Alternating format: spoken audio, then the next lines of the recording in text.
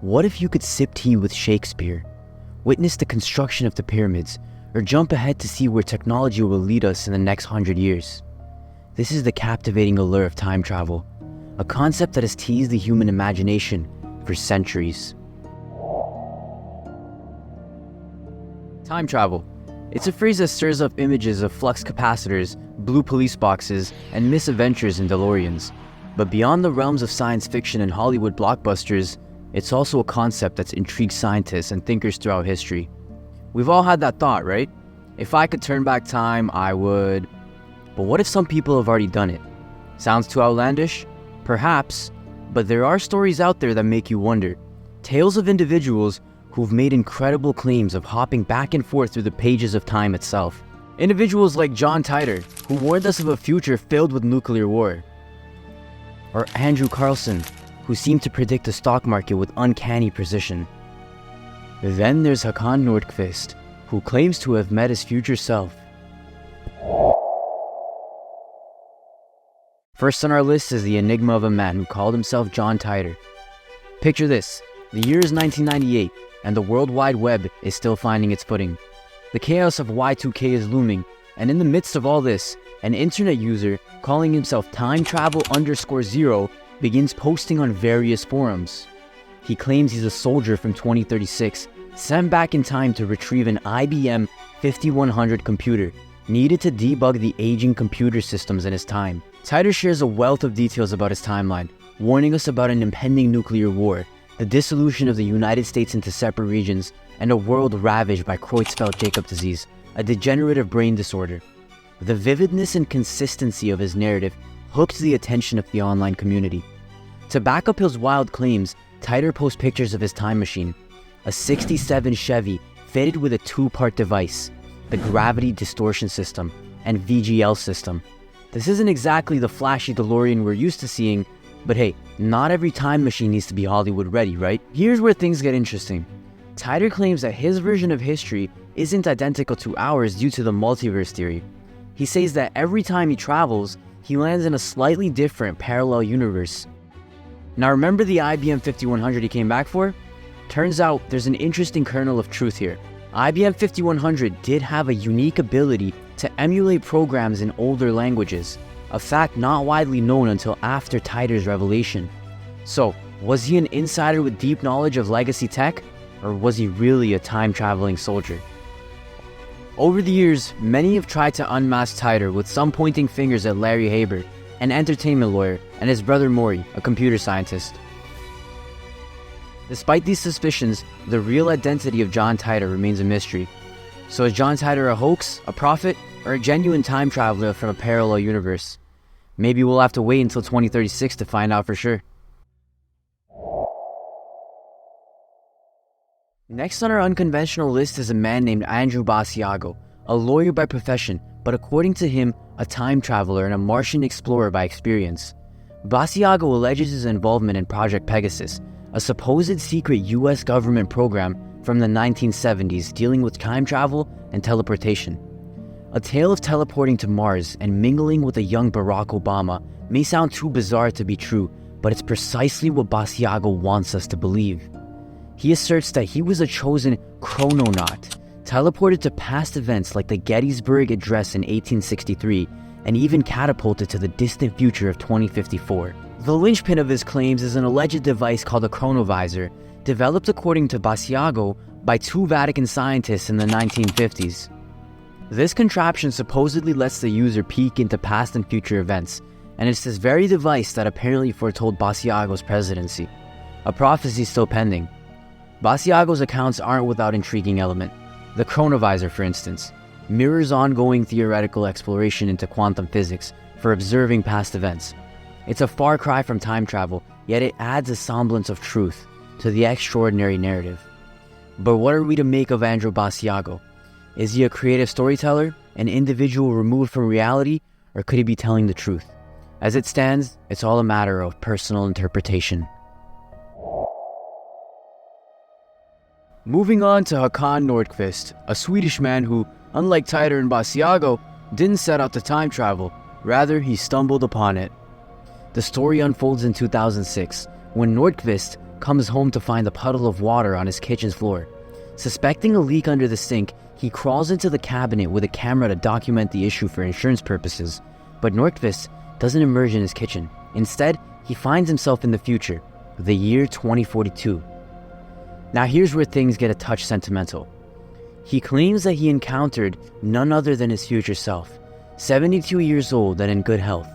As proof, he presents a video featuring two men who look remarkably similar and even have the same tattoo.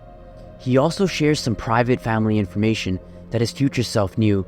Details insists that no one else could possibly know. On the surface, it's an endearing story of a man who accidentally time traveled and had a heart-to-heart with his future self. But then again, how did he return?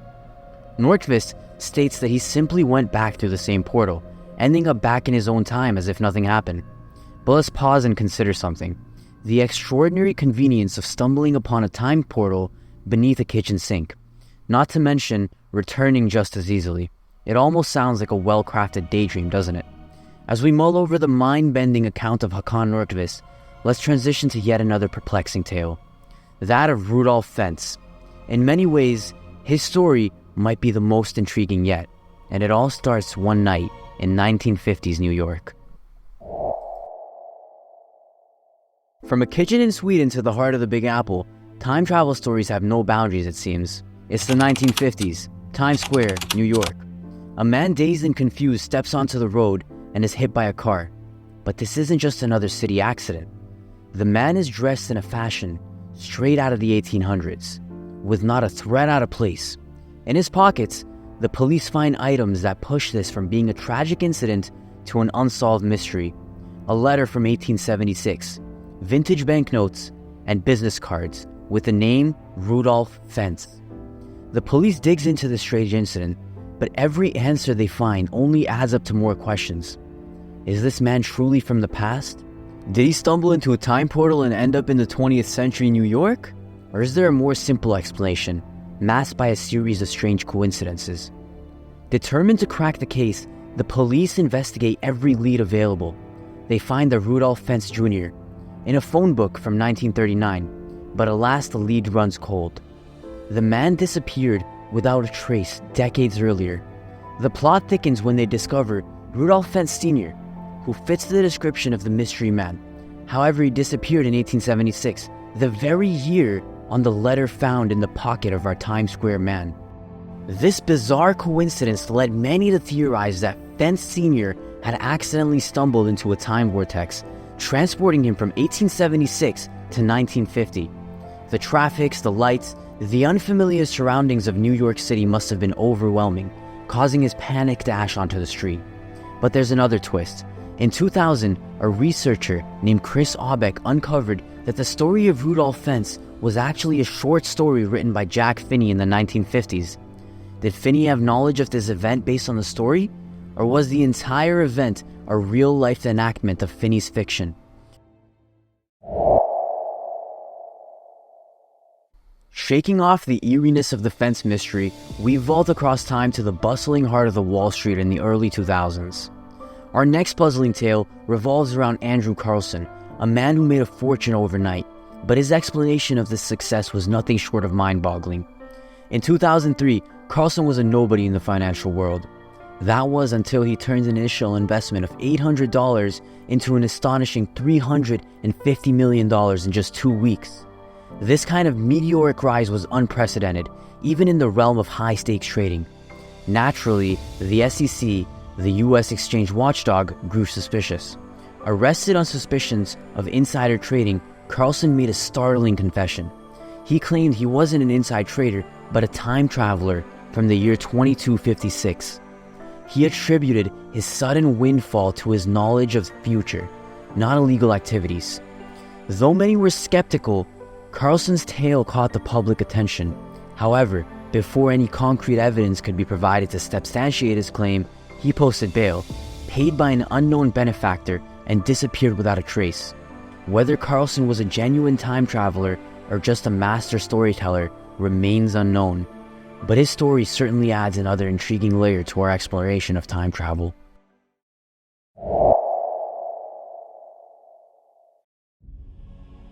Titor, Basiago, and Carlssin seem to have control over their incidents. But the other two on our list, Nordkvist and Fentz, stumbled on time travel by accident through no means of any technology that they described. How could this be? Was it a force of nature, or did they unlock the key to time, space, and manipulation?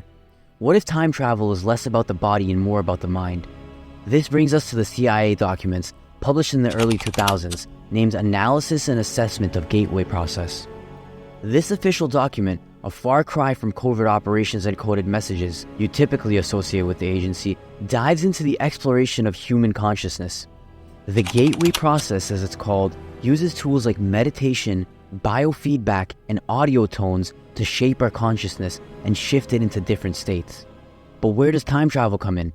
Well, to explain that, we have to introduce the idea of quantum physics. You see, the document suggests that with enough mental conditioning, we might be able to detach our consciousness from the constraints of linear time. Imagine a river. Usually, we float on this river, pulled along by the current of time. But what if we could step out of the river? What if we could look at its entire length, the past, present, and future all at once? That's the radical idea behind the gateway process. This isn't time travel with a machine. According to the gateway process, our mind has the ability to perceive multiple points in time simultaneously. It suggests that with the right mental training, we could develop a sort of time vision, a way to see past, present, and future events as if we're flipping through the pages of a book. So, could mental time travel mean we might see important moments in history, or even catch a glimpse of what's yet to come? The CIA document makes it clear that the gateway process aims to stretch our understanding of time and space, pushing the boundaries of what we believe to be possible. Remember, this is still largely theoretical, and it's a fascinating concept, but we're far from proving that the human consciousness can actually travel through time. However, it does bring up an interesting question. Is time a physical entity that we move through, or is it a mental construct that we can manipulate? If you enjoyed this video, show some love by hitting that like button and subscribe to our channel. We appreciate your support. This has been Chronic Reality, where we talk about anything, no matter how controversial. Until next time, stay curious.